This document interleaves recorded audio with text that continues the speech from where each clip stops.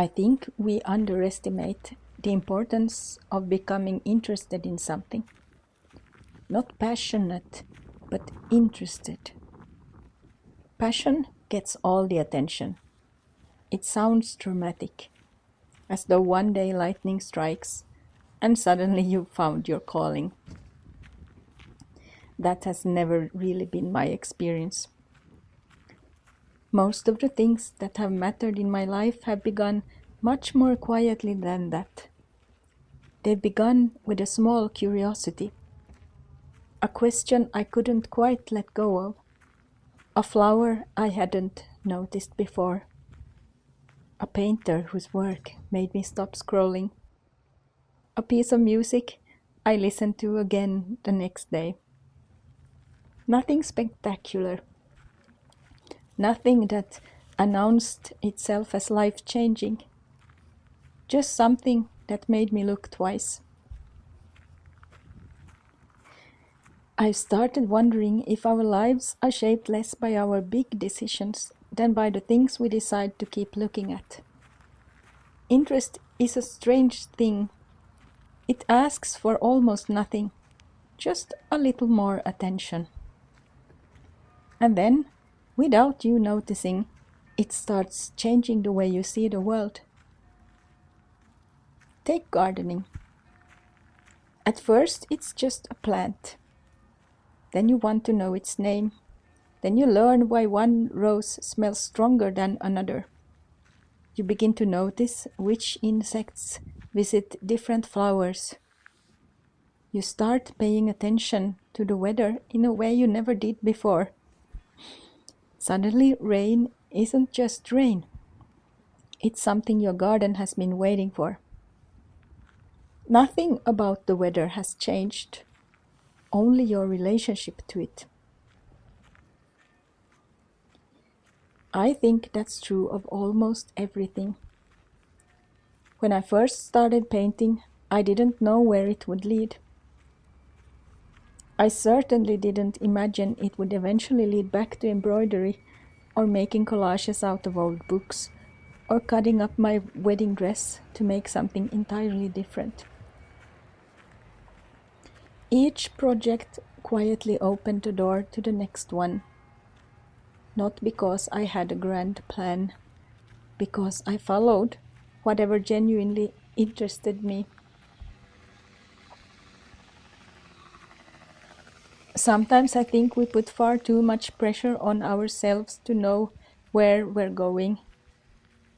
We're told to have a 5-year plan, to define our purpose, to identify our niche. I've never found life to work like that, at least not mine. Mine has looked much more like wandering through a forest. You notice something, you walk towards it. On the way, you discover 3 other things you never expected to find. I actually think curiosity is a better guide than certainty. Certainty mostly tells you where you've already been. Curiosity points toward places you've never visited. When we're children, this comes naturally. Nobody asks a 6-year-old why they're suddenly fascinated by whales, or rocks, or drawing dragons. Children don't worry whether an interest is productive. They're simply absorbed. Hours disappear. Questions multiply. Then, somehow, we grow older. Suddenly, every interest has to defend itself. Is this useful? Can I make money from it? Am I good enough? Shouldn't I be doing something more important? It's a pity, because I suspect many of the things that make life worth living would fail that test. Watching birds, learning the names of mosses, reading poetry, listening to an album over and over again, because there's something in it you haven't yet understood. None of these things are particularly efficient. They're simply ways of paying attention.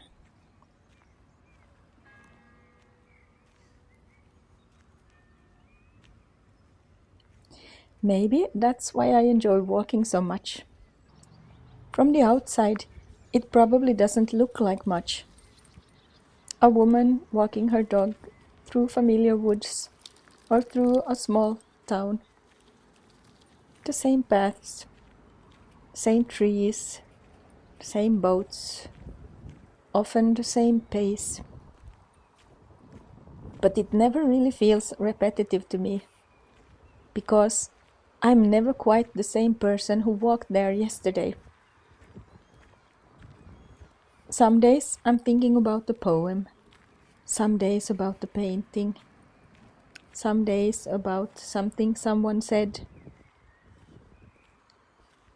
Some days I notice the birds, other days the light or the smell after rain.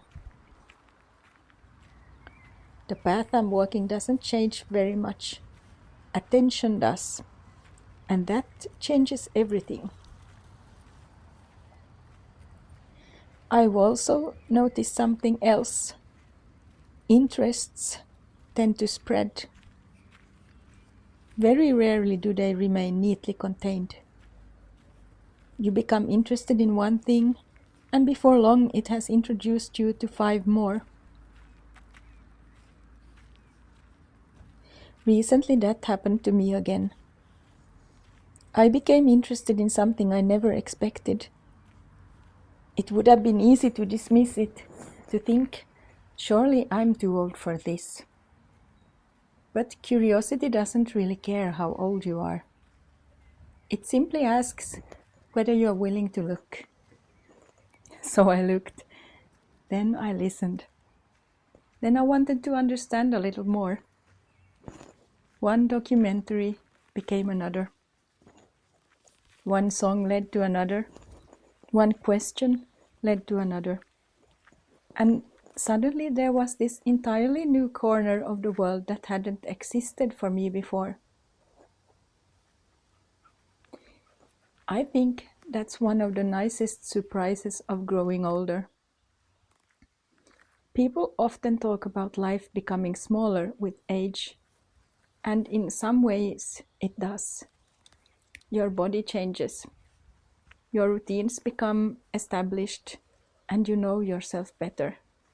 But your curiosity doesn't have to become smaller. In fact, I think it can become freer.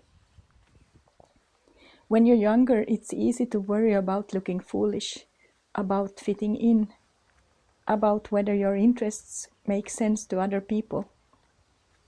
Eventually you realize you don't actually need permission. If something genuinely interests you, that's enough. You don't have to build an identity around it. You don't have to become an expert. You don't even have to explain it. You can simply enjoy becoming interested. There's a great deal of freedom in that. I've become very fond of being a beginner again. I spent many years trying to become competent, learning and working, trying to know enough, trying to do things properly. Now I'm discovering that there is another pleasure entirely, not knowing, being surprised, asking simple questions, beginning from scratch. Beginners notice things experts sometimes stop seeing. Everything is still new enough to deserve attention. I hope I never lose that. Perhaps that's one of the reasons I enjoy making these videos. This isn't really a channel about dogs or gardening or poems or paintings. Those are simply the things that happen to be in front of the camera. What I'm actually trying to document is attention.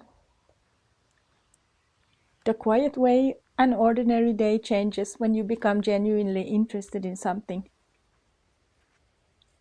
Sometimes only a few people watch these videos. Oddly enough, I found that rather liberating. It allows me to follow ideas that probably wouldn't appear on a list of popular YouTube topics. I don't have to pretend certainty.